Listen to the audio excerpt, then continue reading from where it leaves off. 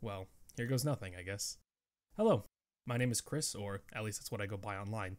This is the first time I have ever tried doing anything like this.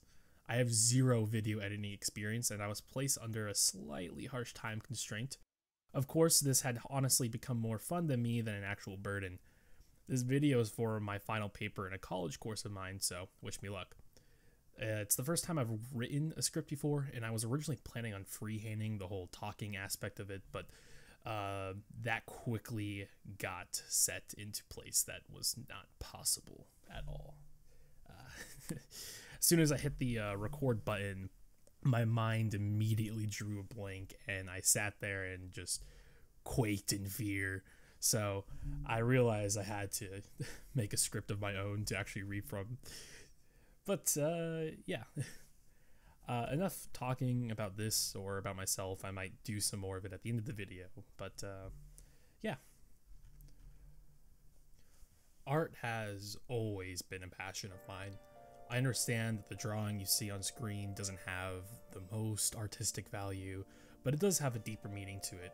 Everything on this little guy is a reference to something, but this is neither the video nor the time for that explanation. As I go through college, I have found a sort of calling. Really, it's kind of been there all along. Video games. I play them just about every day. One may not even think about how much detail and thought has to go into a game in order to make it good. However, here's where I find my passion. Video games are a form of mixed media. Not only do they provide an interactive experience, but most games have a form of storytelling, art style, and the topic of this video, music. Video games have become synonymous with music, so much so that just about any game ever made has a soundtrack of some sort. Currently, I am in college as a computer science major, and I plan to use my degree to make video games and other entertaining products for people to enjoy. Developing a deeper understanding as to how to get games good and enjoyable is my ultimate goal. I believe that in order to achieve this, I need to understand every aspect of video games and media. Music is a great starting point. Movies, TV shows, and even while you're driving, music is all around us. Music has been ingrained into certain aspects of the entertainment industry, and video games and music are intertwined in a web so tangled they are now inseparable. It is vital that game developers understand and use the potential of music in their games, as good soundtracks can improve overall player experience, but also provide a way to immerse the player into a world they have made. So, as they say, how did we get here? For this video, I will have my sources listed not only in the description of the video, but also in the bottom left corner will be any sources relating to or backing up what I'm talking about. In the bottom right corner, there will be any video or images sources I used. Some additional readings and listenings are always recommended. Otherwise, enjoy. Music inside of games was never always as simple as writing a code in order to play an audio file at the correct time. Audio files are massive relative to what older consoles and systems can handle. To put this into perspective, there's a technique called bit crunching, where an audio file is crunched. Basically, the amount of bits or information on the file is drastically reduced, which can turn audio from sounding like this to like this.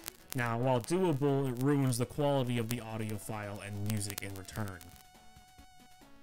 Even with bit crunching, the audio file is still massive. Take, for example, the classic Sega intro on Genesis console games. Sega! This audio file is 12 kilobytes, again, small in our modern day data sizes, but looking at Sonic the Hedgehog, one of Sega's most successful games of the era, the entire game only contains around 512 kilobytes of data. Meaning 5% of the total game is dedicated to a low-quality, silly 3-second intro. As you can see, bit crunching is an ineffective way of getting the file size down. Game developers then came up with an interesting solution. Rather than put music into the console, why not make the console generate music during runtime? They developed sound chips for consoles that can mimic real instruments. Now, instead of having audio files in the game, they could push a string of data, literal numbers, that would tell the console how to play music. Basically, this acted like sheet music that the console would recreate. Programmable sound generators, or PSGs for short, could make the sound based off of input, typically programmatically assigned data. Subtractive synthesis, often installed with PSGs, can filter out frequencies using an oscillator. Frequency modulation, or FM, was a major sound advancement made when 16-bit consoles came to be. Typically uses a sine wave to change the pitch of a wave. Together, these chips would work together to produce the wonderful music of old. And in a weird, almost poetic way, video games had to have music directly coded into them from the start. One of the first video games to implement PSGs and subtractive synthesis was Rally X. Rally X is often credited with being the first video game with background music, but isn't the first video game with sound. Pong, published by Atari, had sound chips enabling it to have little beeps and boops, while in 1978, Space Invaders was the first game to feature background noise, that being a low, soft bass hum. However, most wouldn't consider that to be actual music, which is why Rally X is often given the title of first video game with background music. When 16-bit consoles came to be, frequency modulation chips were installed in almost all of them. 16-bit Sega consoles were installed with a Yamaha YM2612. These chips followed more accurate recreation of instruments, giving us some of the best audio to date. Well, I'm only joking, of course, but at the time, this was revolutionary. Now developers could express their creativity in art in a way that they could truly enjoy. Needless to say, music has been connected to games, ingrained into their code from the very beginning. Moving forward, technology would begin to evolve, long gone from the days of audio synthesis. Past the 16-bit era, video games would get access to higher storage sizes, better audio processing equipment, and finally, developers could just use audio files in their code, circumventing having to learn a new program in order to implement music into their games. Storage sizes allowed for way more songs and higher quality music, allowing developers to begin immersing the players better into the environment they are dropped in. Consoles and PCs have moved away from the floppy disks and cartridges used to run video games, and we have access to a new powerful form of storage, both compact discs, CDs, and hard drive devices, HDDs for short. One of the first consoles to ever be released with CD technology was the PlayStation 1.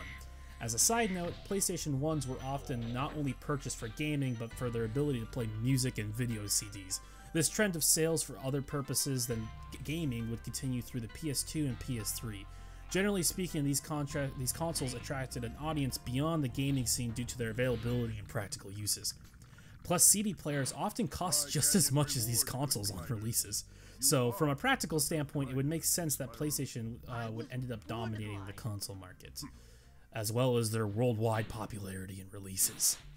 Anyway, aside, the PS1 would allow developers to make higher quality graphics and music. In turn, these games and worlds would end up being more immersive. The best-selling game was technically Gran Turismo, however, this game came included with most consoles.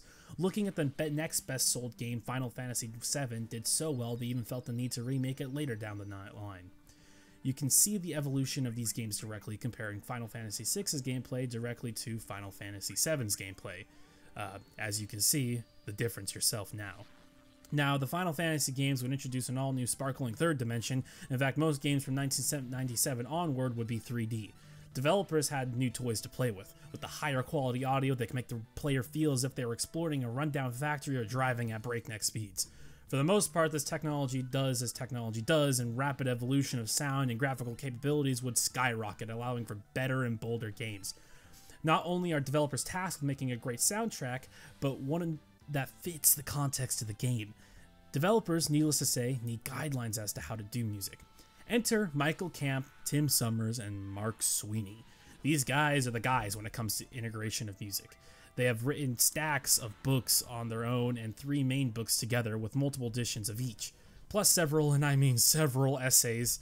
Although not written by him, the foreword of Tim Summers' book, Understanding Video Game Music, really puts this whole topic into the limelight.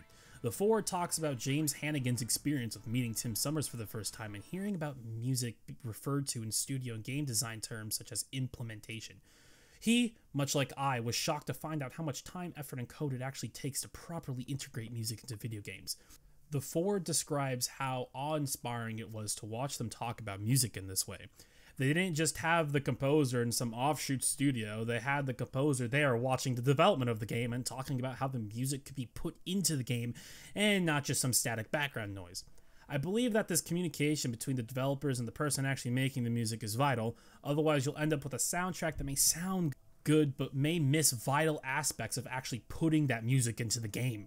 One way developers can bridge this gap of player versus game is through music. Oddly, one of the most sold games ever produced is called Minecraft. Minecraft is a simple game where you can explore, create, and fight to your heart's content. However, Minecraft has one glaring issue that can make an otherwise amazing game into a phenomenal game. Minecraft's developer and composer didn't work together to create a fitting soundtrack. Listening to Minecraft music on its own is great, but the music can often have a disconnect between what the current actions and state of the player is versus the song that's currently playing. Minecraft's implementation of music simply boils down to a random number that generates every day to play a song. This song won't change based off of your environment, whether you're in a desert or forest, nor will it change if you're fighting an enemy. Minecraft's soundtrack can be described as calming, almost zen-like, which a majority of the gameplay is, but there's times when you're fighting zombies or skeletons, or even a giant dragon, which is the final boss of the game. No matter what the player does, the music just stays calm and creates this disconnect between the players and their emotional state. In Tim Summers' book, Understanding Video Game Music, he explains that music needs to take place on cues to emotionally attach the player to what is going on, such as their environment, what they are doing, or maybe milestones the players cross, such as getting an important item or information. Even the main menu of the game should have some form of sound. Tim uses Halo's Reach's main menu as a perfect example. Main menu music can even emotionally pull a player into the game. Halo's Reach's theme has this intense choir and orchestra to not only show the intensity, but beautiful vast reaches of space the game will take you to. Back to Minecraft, it does none of this. The same music you hear everywhere is the same music you will hear everywhere. You can ask a majority of Minecraft players if they play the game with the music on or off, and chances are the majority will answer no. The game has such poor implementation of music due to two major issues, one being that C418, the creator of the soundtrack, actually had little to no experience with actual music theory and would mostly just play what he thought sounded good. However, the most glaring issue is Notch, the developer of Minecraft, never actually communicated with C418 when it came down to how the music was going to be used in the game. C418 was simply tasked with making calm and explorative music for the game. As a result, music implementations were clearly not a priority for Notch. Nowadays, Notch is no longer on the development team for Minecraft, however, no one in charge of updating and making the game cares about this glaring issue. Barely anyone listens to the music while they play, and at this point, why even have the music if it serves zero purpose? Tim Summers describes music in games as needing a reason to be there, and after 12 years of poor implementation, this has yet to be fixed. Despite the insane amount of revenue Minecraft brings in daily, around 350,000 just from PC sales of the game alone, not including merchandise nor other releases of the game such as on consoles. Okay. So, last 2 pages, ranting about a game that got it all wrong. So the question is now, what is a game that gets it perfect in terms of music implementation? In addition to the cues I mentioned before, a better model presented by Kamp, Summers, and Sweeney in their collective book, Ludomusicology, Approaches to Video Game Music, they have a model called the ALI model. It explains that for music to be effective, it needs to meet 3 musical criteria. A is for musical effect. The music needs to affect a player on an emotional level or trigger memories of some kind. The emotional effect by no means needs to be powerful, it merely just needs to be present. This is probably the easiest one to actually achieve, whether it be calming beats or sad melancholy tunes. L is for musical literacy. This one is a bit broader and more comes down to the culture aspect and or references to outside media. It also represents hidden messages, morals, and meaning within the music. For example, if you were exploring the lands of feudal China, you'd expect to hear music from that time, or possibly the music can represent more than just the scene, and definitely more than just background noise.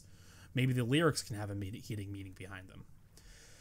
A thesis written by Crathorne Pieter Jacobus, Video Game Genres and Their Music, goes further into the L of LALI.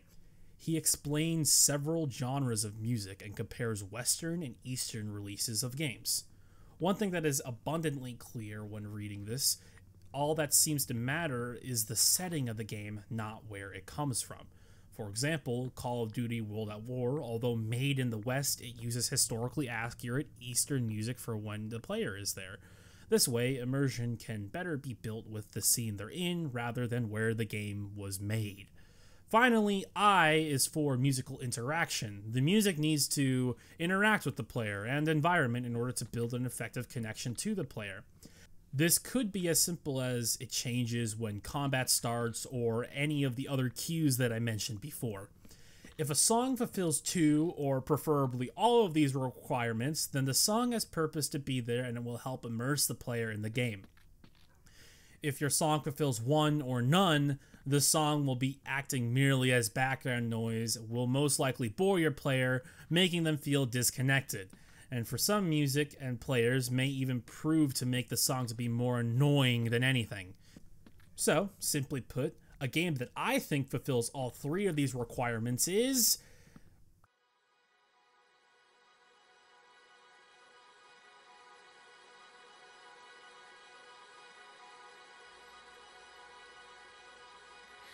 Come follow me, I'll show you the side of the world, the places that you'll never see. Come follow me.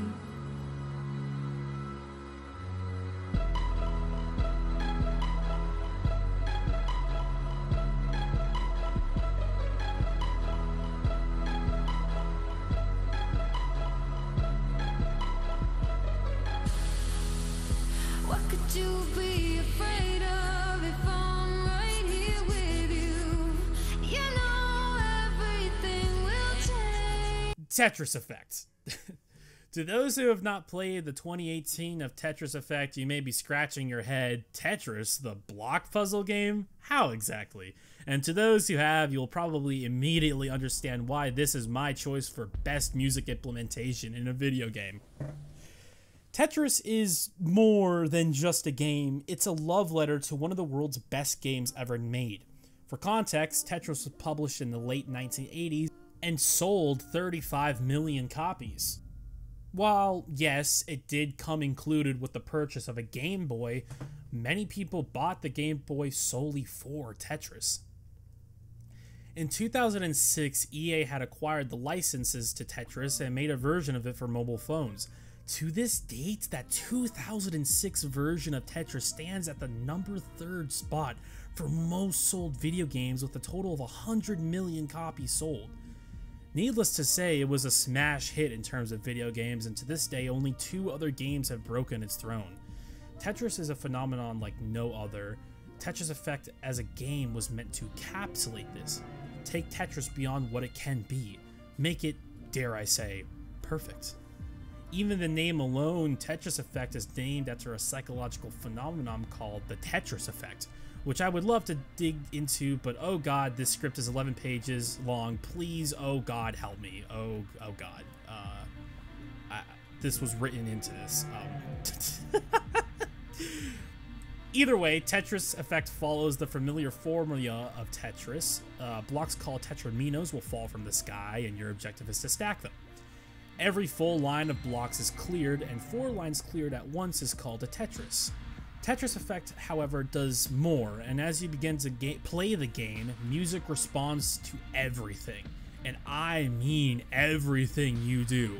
If you rotate a block, it makes a noise. Place a block, noise. Move a block, noise. Clear a line, Tetris, advance the level, noise. These noises end up making a harmonious symphony of your own creation. No 2 Tetris players will have the same song playing due to different reaction times and placement patterns. In a way, it creates a song unique to you, and you alone. The game monitors progression by having a set amount of lines needed in order to clear a stage. At certain points, such as 12 line clears or 24, the level and music begin to evolve, reacting to your progression. The background of the games evolve to react to the music, throbbing or flashing on beats, and the structure changes entirely as you make progression. The music itself fits into the context of the background, with each level in its own right trying to tell a story without any words or direct actions, but instead the music and the evolution of the backgrounds allow you to fill in the blanks for what happens. Take the first level of the game. The game shows you first under the ocean with these dance of particles shaped like ocean creatures swimming around you. As the level evolves, more creatures show and you're slowly lifted into space. All the while the music picks up and begins to get more deep. You then hear someone begin to sing about how everyone in the world is connected. I won't be the first nor be afraid to admit that I cried when I first played this level. Sitting here and describing the game to you would be an injustice to the game and yourself. Play the game, and as you do, let the music and levels truly immerse you in their vast, untold stories of desert, love, rituals, and ancient gods. All the while, you let your mind melt into the mold of blocks falling over and over. Not once will the game get to boring despite how repetitive doing the same thing over and over sounds. It keeps you on your toes for some level by cranking up the speed suddenly to truly embrace the changes that you witness. Tetris Effect hits all the marks. Basically everything is a cue and every sound has a purpose for being there. The levels and songs can get vastly emotional and touch a wide variety of cultures, while leaving your brain pondering the true intention behind the level and music. Of course, this style implementation works super well for Tetris Effect. Fundamentally, Tetris is a universal game. You could throw Tetraminos anywhere and they seem to just fit where they are. However, not every game is Tetris, but every game can learn from Tetris. Not everything has to be a cue for music. That can get overwhelming depending on the genre. What matters is that music is used where it belongs and has a purpose to serve. Grounding the person emotionally is something that Tetris Effect does best. And most games will have some sort of melancholy tune in order to enhance the player's emotions. Music is something that is unique to humans. People experience sound differently than other animals. The artistic meaning behind songs are detached and abstract from most of our other culture. Yet despite this, most humans can tell what emotion a song is portraying. Music is a subtle yet powerful tool that can bring forth any emotion you wish in a player. Maybe you're playing Doom and slashing and hacking Demon's scum with intense rock or metal in the background to bring out that blood-lusting rage. Or you just watched your favorite character die with music that has a soft piano played in a minor key, making you feel even worse. At the moment, the player may not even see how the music is affecting them, but psychology shows that music can have a great impact on our mental state, and it is even shown that music can directly affect our heartbeat, slowing it down and calming us or helping that adrenaline pop through. With that being said, I feel as if Omori is a great showcase of both highs and lows when it comes to songs being used in exploration of emotion. I would highly recommend Omori to anyone who likes psychology and wishes to have an unforgettable gaming experience. Omori uses tracks to influence the player's feelings throughout the game. This comes to no surprise, however, as the game revolves around feelings. The game even has a combat system where you directly change the feelings of your party in order to give you advantages or disadvantages to your enemies. There are parts of the game where you're exploring vast forests with calming tracks such as Forest Chilling, while the main title of the game brings this feeling of emptiness, like something is incomplete. One of the first combat songs you'll hear is called Push and Shove. It invokes this feeling of strategy and planning, as if going along with the player as they think and learn the fight menu for the first time.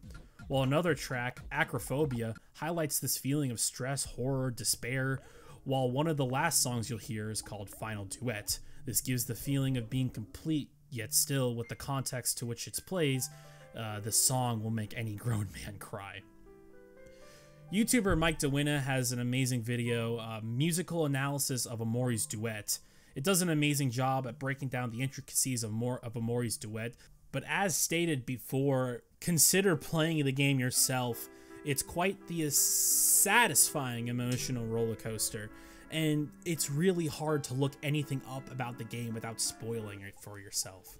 I could go on and on about Omori and its amazing use of music, but this script is starting to get out of hand. Developers need to pay attention to how and what they are doing when implementing music into their games. Music needs to have the ability to immerse the player into the game in order for it to feel effective. Without the cues or the ALI method, music may be left with no real purpose to be played. Music made this way will bore players and even remove from the actual gameplay. If developers truly wish to give their players an unforgettable experience, music seems to be the best way to their hearts. This has been Chris. Have a nice day.